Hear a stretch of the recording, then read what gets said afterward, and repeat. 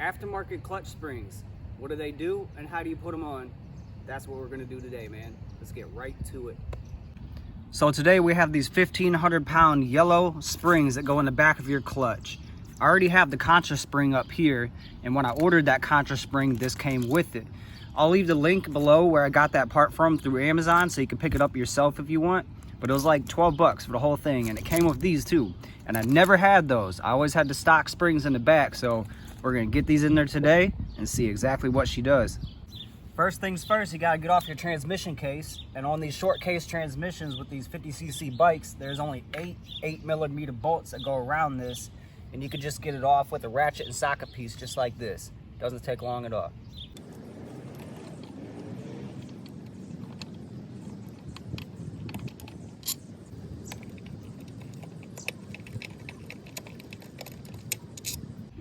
You can leave your Kickstarter on, by the way. You do not have to remove it with this 8mm bolt here. It's much easier that way.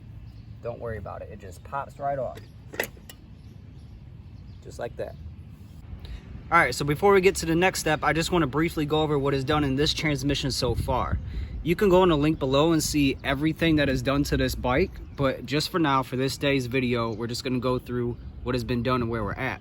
So currently, there is a Polini variator back here with the stock 5-gram rollers. We have the Gates powerlink belt right here, the 669 18x30.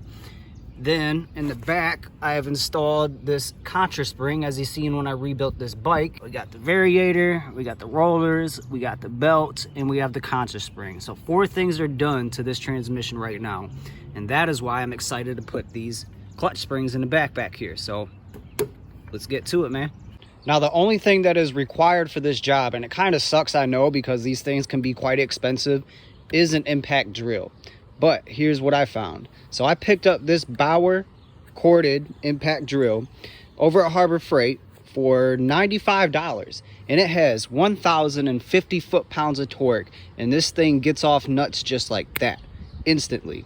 So for 95 bucks, which is way better than 350, 400 for your Makita or Craftsman battery powered one, this will always have power and it has more torque, and it's $95. This is one of the most recommended impact drills that I found reviews on, and I can further say that it's really good.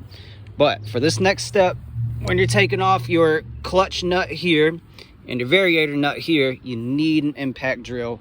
So if you don't have one, you could just go to your shop and ask for some help, or a buddy of yours, but this is a tool that is needed with a set of socket pieces as well. All right, you got to take out your starter gear first, and if you just pull on it like this, and it takes a little bit of wiggling because it gets stuck behind. There goes another scooter, sweet. But if it gets stuck behind this variator gear, but it just slides out. Variator nut.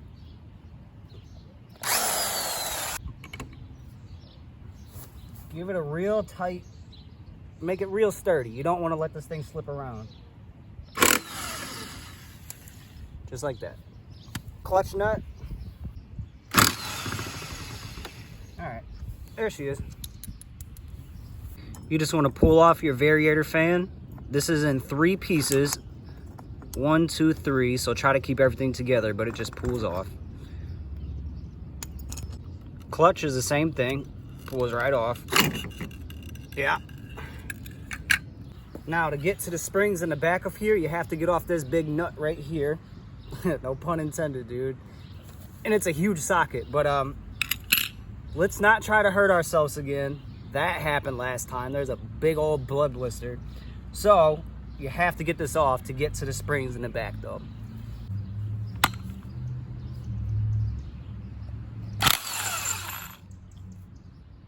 Okay, she is going to blow if we do not take this off slowly.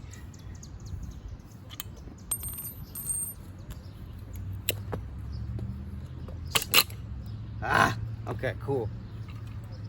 Now, getting these clutch springs off is easier than they are getting on. So all you want to do is just get a little flathead, and I already got it up underneath there and got it started, but you just want to slip it. You see how the spring is shorter on this side and longer on this side? It's easier to do the short side first. So you just want to get a flathead up in there and just twist it, and it'll pop right off. Look at that. Same thing at the other side, and same thing with these three. Boom, boom, boom. We're buying this. This is a lot skinnier. We thought we had to do this. Yep, clutch springs, they kind of suck. Scooter tuners saving the day once again. They're in there. Let's go see what happens, man. Let's get it together. So how it got in there was, he took the tip of the screwdriver, looped it on the hoop of this clutch spring, but he stuck the tip of the screwdriver into this ear right here.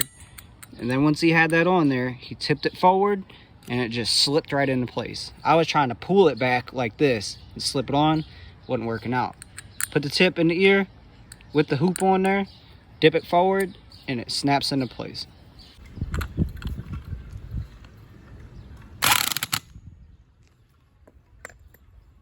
Bam. Whenever you're putting your belt back on your clutch though, you want to make sure that when you slip it in there, that it's far against the inside of the clutch where it sits as possible. So it's nice and tight and snug around the whole back. That way it can engage and be tight. And then you just slip it around the Voss in the front and throw this back on there. So everything is together. Now is the time to start it up and test it. So yesterday I took some pulls. I took 2 different pulls. I took one from a dead stop to top speed in the hot weather like this, and I have this on the results here on the screen. So that hit 45 miles per hour, and it took about 17 seconds to get 0 to 40. But I also did another pull last night, and I'll put that graph here as well. Now, if you look at this graph, because of the cooler air outside, it went 47.8 miles per hour, and it was about 10 seconds to 0 to 40. So I'm gonna compare the results from this run right here. I'm gonna go start it up and pull some pulls out there on the street and see what the difference is. So let's just get out there, man. All right, so here's what's going on. Here's what I figured out. So the clutch springs allow the takeoff to engage at a higher RPM. It allows the clutch to engage and go at a higher RPM. So the downside of this is when I give it a little bit of throttle, nothing is engaged. This is just moving around, but I'm revving it up. But if I get it up to the 1,500 pounds that it is now, it starts to pull like this. So what that is doing is allowing me, I gotta rev it up to the right where it starts to grab at, right? But once I leave full throttle,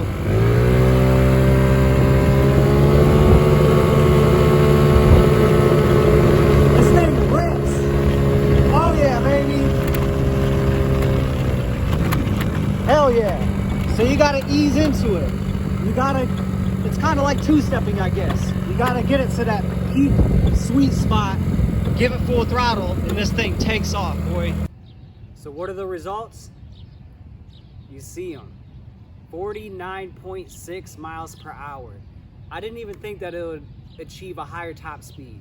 In the hot weather on top of it. It's about 80 degrees right now, and there's really no wind blowing, but 49.6 in the hot weather, not even at nighttime yet. That's what's up. But on top of it, not only was the top speed increased, but the 0 to 40 is right under 11 seconds. 10 to 11, right in between there. So the same thing. But this thing pulls so much more aggressively when you get it up to 1,500, right where the sweet spot is, and you give it that full gas, there is no hesitation anymore. Before I had kind of this lag to where it would dip down and pull up. But now when I get it up to that point where it engages and I give it throttle, it just takes off in one clean pull, and it goes faster, man. I'm almost at 50 miles per hour now. I'm about to hit the goal, and we're not even done yet. This bike is not even fully built yet. So what are the results of today? Achievement, success. I'm happy with the results. I couldn't ask for more. It takes some adjustment when you're at a stoplight and you gotta rev it up to when the clutch engages, but it's no big deal. And I might burn a little more gas revving it up to get to that point, but the trade for that is worth it. It is worth it. I'm so happy. This is back. The build is back, boys. I'm excited. I'm not gonna stop. This is gonna keep on progressing. So thank you guys so much for being patient, waiting around. I got this thing back. She is running. She looks good. She's faster than ever, and the modifications won't stop. So Till next time, guys. Thank you once again.